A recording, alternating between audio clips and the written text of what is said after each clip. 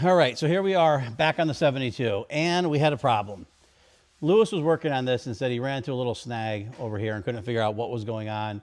There's some sort of dip. And so a lot of times what we'll do is we get a little crazy and we'll mark center lines on cars and we'll put straight edges on there, check both sides. And what's really tough with fiberglass cars is fiberglass, when it gets really hot, a lot of times will move, especially polyester. Vinyl esters do better, but the polyesters, if you put something on them and weigh it down and then leave it on there, like a lot of people will take these cars, put stuff on it in their garage and then leave it, and then over time it actually will warp and move.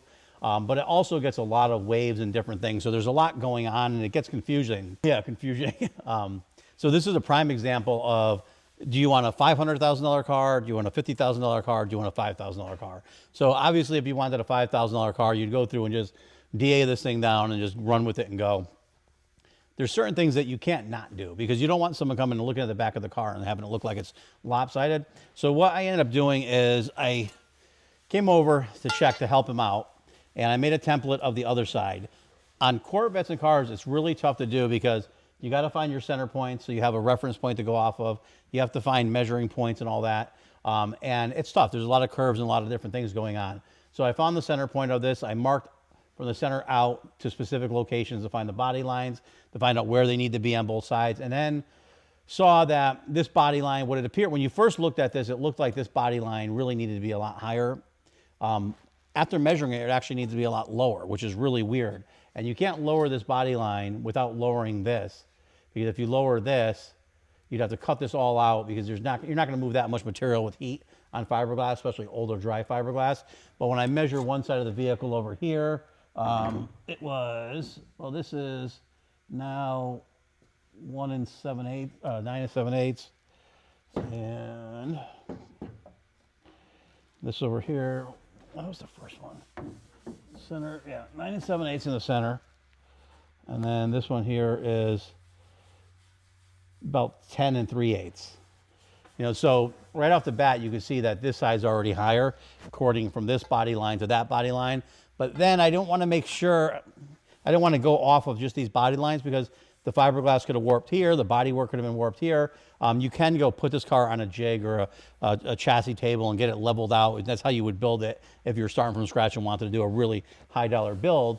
But we're not doing that in this car. We want a nice car without costing 500 grand. So what I then did was went over and made a template of a quick template. You'll do it really quick. If it looks, if you do a quick template and something's wrong, then you could investigate further. So I did a quick template and something's wrong. When you line up the tail lights from this side and then you do a mirror image, you can see that over here, if you move this up higher, which it really shouldn't be. Right now, this should be pretty much down about here. To match the other side, if we wanted that here, we would want this to be, what was it here? Nope, wrong way, this way.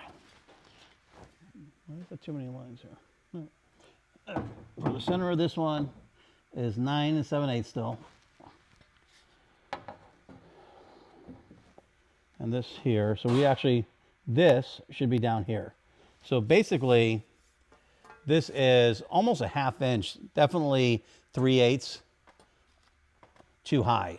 So this actually needs to be sanded down. So we put the template here. If I move this template to where it goes, which I'll show you, what ends up happening is, so if that's supposed to be there,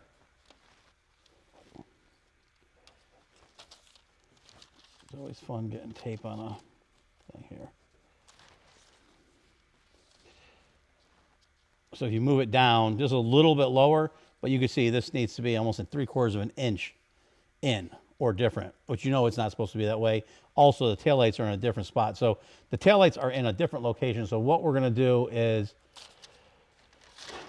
create a happy medium on this car because we can't cut it up because it would cost a fortune. Okay.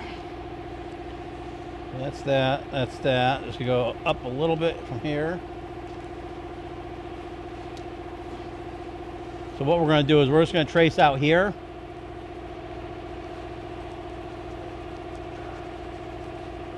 And that's going to be our new radius. So the radius will match on both sides. It is going to be slightly off, But the only way to really truly correct this would be to get this car completely centered, level this deck lid out, make sure that everything is completely perfect and work your way out. And that's the difference when you're doing a high-end car and how much extra work it creates. So by doing our template on the other side and putting this one on, it shows us where our body line needs to be. Now, this was actually a lot lower. I've already filled this a few times and sanded it and got it pretty close. I just have this on here because I want to get this shape first so that both sides look the same. Because for me, when you look at the back of a car, you could see both sides. I mean, you could see it. You got your peripheral vision. You can kind of just see what's going on, and you don't want to look at the car and see that something's off. And we actually ran into this a lot because on the Impala that Rick was working with, we went through the same thing. We ended up going, what's off on this? And it turns out that the distance from the taillights to the quarter panels were completely off and needed to be, that one actually needed to have some work done to it. Hopefully this helps us see exactly some of the stuff that we run into when we're doing a simple job where you're just, everybody thinks you just come in and sand this stuff and go. It kind of worked out good because our that high build primer that we talked about in our last video for this vehicle, the 4-to-1 super build from Evercoat, was supposed to be in this morning and it's not here yet. So gave us a little time to try to get this. I'm hoping it shows up today because we want to get this thing in high build before we leave. Okay, while we're here, we're going to show a little guide coat action. We're going to guide coat this body line and show you how to crisp it up here. I'm just going to hit it with 80 grit on I already marked this and I know our body line's pretty stinking close as it is. Now, I always tell people to guide coat when they're doing body work. Not even if you're just learning, it's a good thing to do. It's like a cheat. So this is the spray. This is the SEM guide coat black. They actually, I didn't realize, that's why I've been doing this forever. I didn't realize they actually make white too, but no one has it around here. There he goes. Doesn't even spray. It doesn't spray like that. Look at this. We're doing live on video. Live on recorded video. I've never had it not spray out on this stuff ever. This is all the places I go, well, we're just going to run with it. I've never had this do this. Did you guys use this yet? And it sprayed fine? Must be, it's probably just me, that black cloud. Okay, well, we'll use it as reference here. So anyways, I recommend doing guide coat on every step of your body work. It really helps you out. I'll show you why. I'm just using a Durablock rounded sanding block. I was going to call it a zoom stick because we used to have to make these back in the day. And I like this one. Some people, you can get yourself into trouble on flat areas, but anyways, this is an 80 grit, kind of coarse, so we're just going to knock this down. And what's cool about it, as you can see, obviously, you shouldn't need guide coat to see that stuff there, but we're going to keep sanding it until we get a nice crisp line.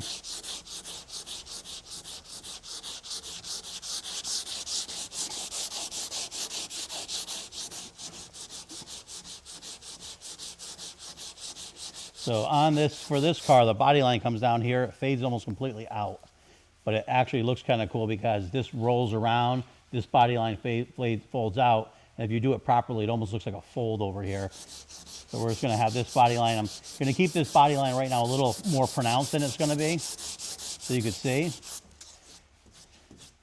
Now we have, you can see a decent edge here. You see there's a little bit of a waddle there, but that's because we have to sand the top. I'm going to come over around here.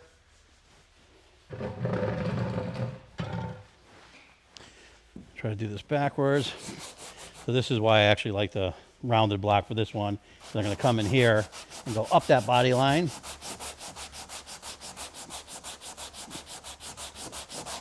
You see this is walking it up as we're going. It shows you all the low spots that you missed, and then you can see the edge is not crisp yet.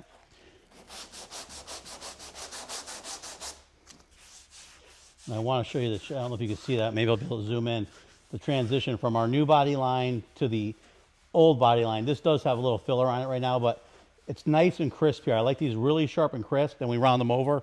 Then we'll prime them, and they'll be really nice and sharp.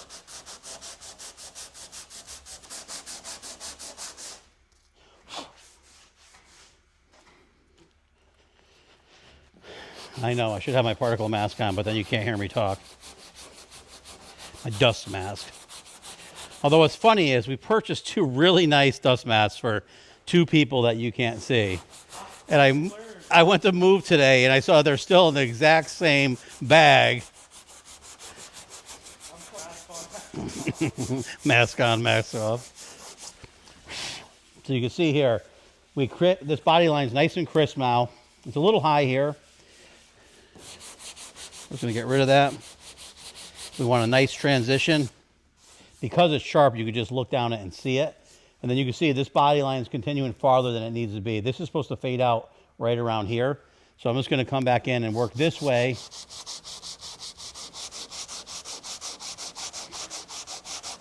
And the reason I'm using this rounded block is because this has a kick here and a kick here. And I like the rounded block for doing that. And I was saying you can get into trouble with these just because some people will try to block sand and you're gonna put these rounded things in there. If you're going sideways, it's a little trick you could do and you'll be fine. But now I'm just trying to get this transition here, which we're gonna end up rounding this off. So we're gonna end up taking quite a bit of meat off of this here. Trying to mimic the other side. So you can see what we're doing is, now this body line is fading out here. This is still too abrupt. We want to really round that out. When you're doing cars like this, it can be very overwhelming if you start thinking about the entire car as you're doing it. You got to think about just what you're working on, making that perfect, and then moving to the next thing. Not worrying about what's over there, down there, up there, or why Lewis isn't wearing his mask, or why Rick doesn't wear a mask. Just got to worry about your Bondo.